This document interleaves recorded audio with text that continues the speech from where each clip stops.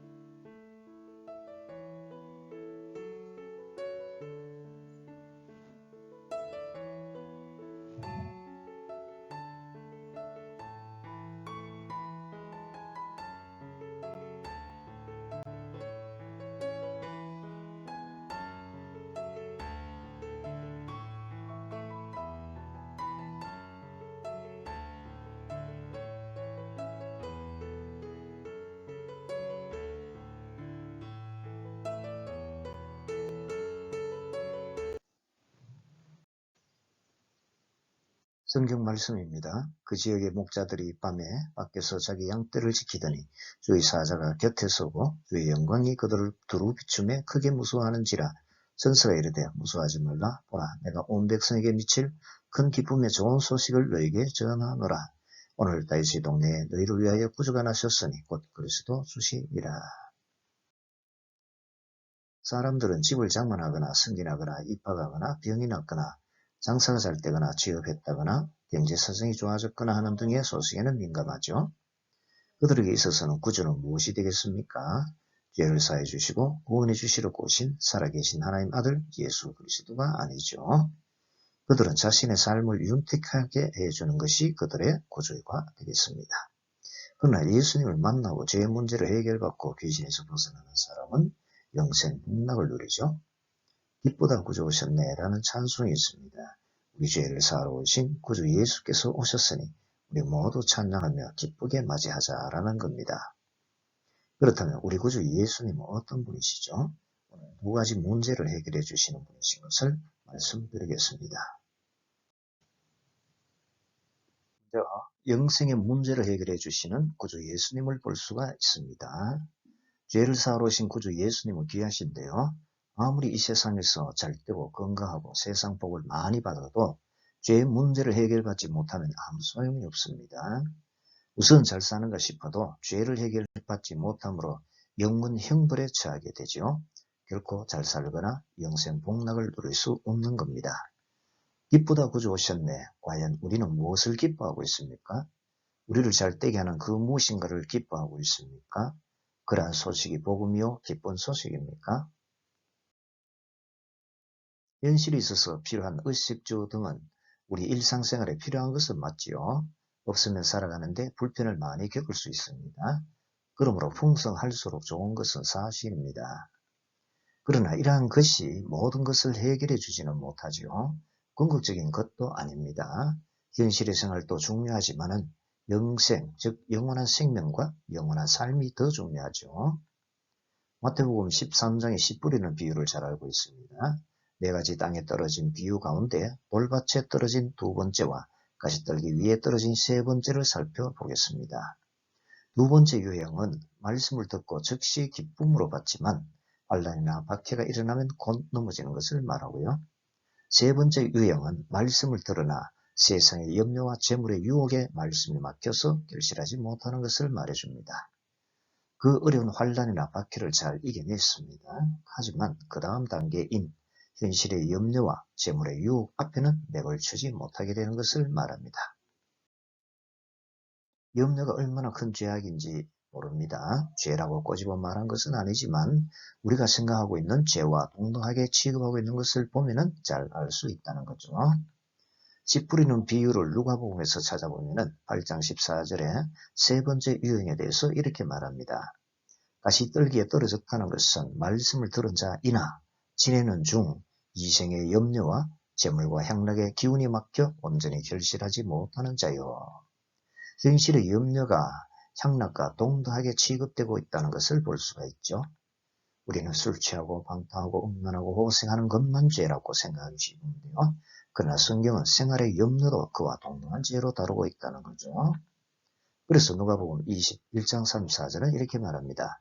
너희는 스스로 조심하라. 그렇지 않으면 방탕함과 술 취함과 생활의 염려로 마음이 둔해지고 뜻밖의 그날이 덕과 같이 너희에게 임하리라.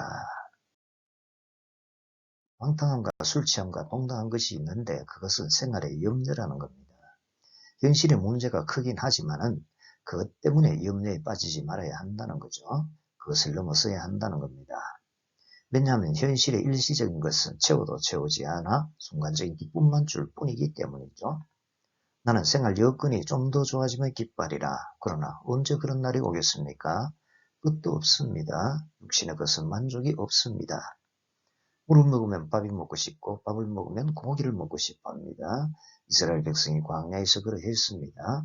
이것은 인간사를 잘 대변해주고 있는 겁니다. 우리는 무엇에 대해서 기뻐하겠습니까? 집이 한 채 생겼다고 하면 좋겠습니까? 좋기는 좋지요. 그러나 그것만이 아니라는 겁니다. 그러한 것이 우리의 구주가 될 수는 없다는 겁니다. 그러한 것이 우리를 죄에서 벗어나게 해주고 우리가 영원히 살 곳을 마련해 주지는 못한다는 겁니다. 우리를 죄에서 구해 주시고 영원한 집을 마련해 주시는 분은 오직 우리 구주 예수 그리스도 뿐이십니다. 요한복음 14장 1절에서 3절 너희는 마음에 근심하지 말라. 하나님을 믿으니 또 나를 믿으라. 내 아버지 집에 갈 곳이 많도다. 그렇지 않으면 너희에게 일렀으리라.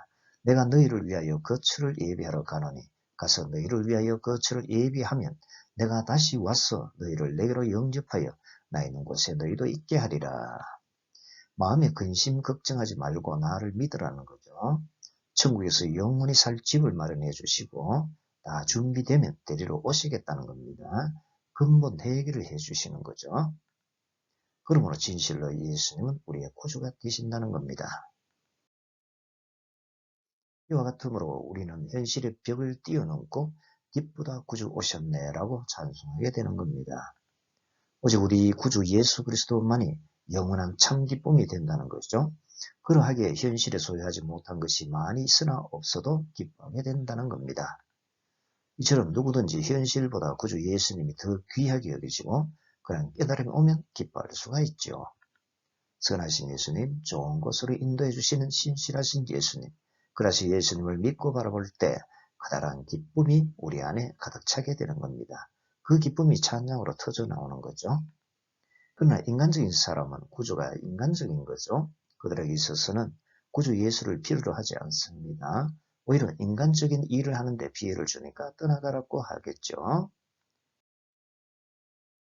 그러나 영적인 사람은 구주가 인간적인 것이 아니라 예수님께서 구주시라는 것을 믿게 되는 겁니다. 구원해 주실 분은 오직 구주 예수님 뿐이신 것을 알고 더욱 갈망하고 더욱 의지하게 됩니다. 오늘 본문 11절입니다. 오늘 다윗의 동네에 너희를 위하여 구주가 나셨으니 곧 그리스도 주시니라. 이 소식은 천사가 목자들에게 와서 전해준 큰 기쁨의 좋은 소식이죠. 구주가 나신 것은 모든 만민의 커다란 기쁨입니다. 구원해 주신다는 소식보다 더 기쁜 소식이 어디에 있겠습니까? 이처럼 예수님은 우리의 구주가 되시는데요. 예수님은 구주로서 때론 음식과 병고침을 통해서 현실의 문제를 해결해 주시고요. 그러나 그 무엇보다도 세상의 모든 부귀영화보다 더 큰 영생의 문제를 해결해 주십니다. 영원한 생명과 영원한 삶의 문제를 근본적으로 해결해 주시는 겁니다. 우리 구주 예수님은 바로 그런 분이신데요. 우리는 그러한 기쁜 소식을 듣고 있고 그러신 예수님을 향해 기쁘다 구주 오셨네 라고 찬송하고 있는 것입니다. 그 다음 마귀 문제를 해결해 주시는 구주 예수님을 볼 수 있습니다.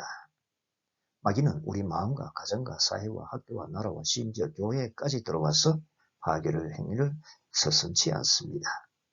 마귀가 하는 일은 파괴적이죠. 죽이고 빼앗습니다. 요한복음 10장 10절 도둑이 오는 것은 덕질하고 죽이고 멸망시키는 것뿐이요. 내가 온 것은 양으로 생명을 얻게 하고 더 풍성히 얻게 하려는 것이라.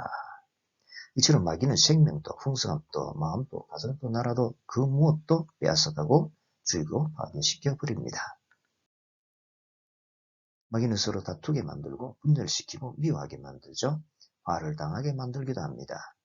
기쁨을 빼앗아가는 대신에 슬픔을 주기도 하고 안식을 거두어가는 대신에 불안을 주기도 합니다. 감사 대신에 원망, 불편을 심기도 하고요. 이러므로 마귀가 오면 좋아질 리가 없습니다. 그러므로 우리 구주 예수 그리스도는 할 수만 있다면 좋은 것을 주시고자 자신의 모든 것을 다해서 주시고 계시는데요. 예수님은 우리 구주로서 하시는 일이 있는데 그것은 마귀를 멸하시는 겁니다. 마귀를 그냥 두면 어떻게 되겠습니까? 그래서 마귀를 멸하시는 거죠.